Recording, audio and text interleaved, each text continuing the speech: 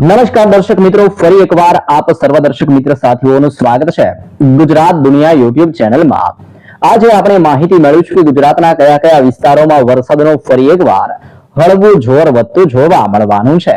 હાલ 3 નવી સિસ્ટમો સક્રિય થઈ છે। આ 3 સિસ્ટમોની અસરને લઈને હવે પછી ઓમાનના દરિયાઈ કાંઠાના ક્ષેત્રથી લઈને બાંગ્લાદેશના વિસ્તારોની અંદર એટલે કે ગુજરાતના વિસ્તારથી લઈને મધ્ય ભારતના તમામ વિસ્તારોથી લઈને પૂર્વ ભારતની અંદર બાંગ્લાદેશના વિસ્તાર સુધી હાલ સિસ્ટમના સ્ટ્રફ લાઇનના ઘેરાવા સક્રિય બનેલા જોવા મળ્યા છે।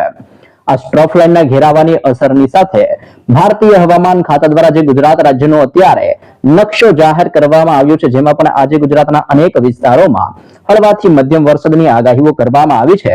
તો કયા કયા જિલ્લામાં આજે કેવો વરસાદીય માહોલ જોવા મળવાનો છે, ભારતીય હવામાન વિભાગ દ્વારા શું આગાહી કરવામાં આવી છે, જેની સંપૂર્ણ વિગતો આપણે મેળવવા જઈ રહ્યા છીએ। જી હા દર્શક મિત્રો, તમે સ્ક્રીન ઉપર અત્યારે જોઈ રહ્યા છો ગુજરાત રાજ્યનો નકશો, જેમાં સૌથી વધારે આજે સંકટ અને ખતરો દક્ષિણ ગુજરાતના વિસ્તાર ઉપર ટોળાઈ રહેલો જોવા મળ્યો છે।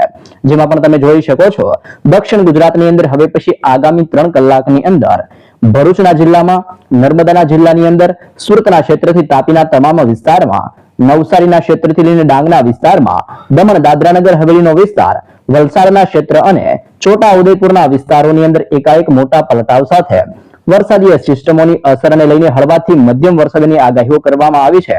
એટલે કે દક્ષિણ ગુજરાતના વિસ્તારોની અંદર 2 ઇંચ સુધીનો વરસાદ વરસે તેવી શક્યતાઓ દર્શાવવામાં આવી છે। જે બાદ મધ્ય ગુજરાતના વિસ્તારોની જો આપણે માહિતીઓ મેળવીએ તો મધ્ય ગુજરાતની અંદર પણ અહેમદાબાદના જિલ્લામાં, ગાંધીનગરના વિસ્તારથી ખેડાના પંથકોમાં, આણંદના વિસ્તારથી પંચમહાલના ક્ષેત્રમાં, દાહોદના વિસ્તાર, મહીસાગરના વિસ્તારોની અંદર આજે બપોર પછી અને મોડી સાંજ સુધીની અંદર હળવાથી મધ્યમ વરસાદીય માહોલ જોવા મળે તેવી તાજી લેટેસ્ટ આગાહી મધ્ય ગુજરાતના તમામ વિસ્તારો માટે દર્શાવવામાં આવી રહી છે। રાજસ્થાનના વિસ્તારમાંથી જે અત્યારે વેસ્ટર્ન ડિસ્ટર્બન્સનું જોર આવી રહ્યું છે તે ઉત્તર ગુજરાતના વિસ્તારોમાં પોતાની હળવી અસરો દર્શાવી રહ્યું છે।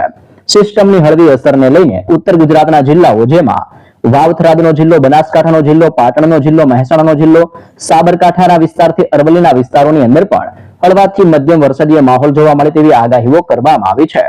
પાકિસ્તાનના ક્ષેત્ર, ઓમાનના દરિયાઈ કાંઠાના વિસ્તારમાંથી ધીમે ધીમે સિસ્ટમો હવે પછી કચ્છના વિસ્તારોમાં અસરો દર્શાવી રહી છે। આમ કચ્છના તમામ ક્ષેત્રની અંદર પણ હળવાથી મધ્યમ વરસાદીય માહોલ આજે સાંજ સુધીની અંદર ગુજરાતમાં જોવા મળવાના છે।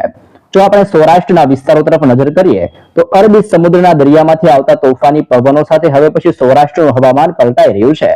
જેમાં ભાવનગરના ક્ષેત્રથી અમરેલીના વિસ્તારમાં, ગીર સોમનાથ, જૂનાગઢના વિસ્તારથી પોરબંદર, દેવભૂમિ દ્વારકાના ક્ષેત્રથી જામનગર, રાજકોટ, બોટાદ, સુરેન્દ્રનગર અને મોરબીના વિસ્તારોની અંદર પણ આજે સાંજથી મોડી રાત્રિ સુધીની અંદર પલટાવ સાથે ફરી એકવાર વરસાદીય માહોલ સક્રિય બને તેવી તાજી લેટેસ્ટ આગાહી ભારતીય હવામાન ખાતા દ્વારા આજ રોજ ગુજરાત માટે દર્શાવવામાં આવી રહી છે।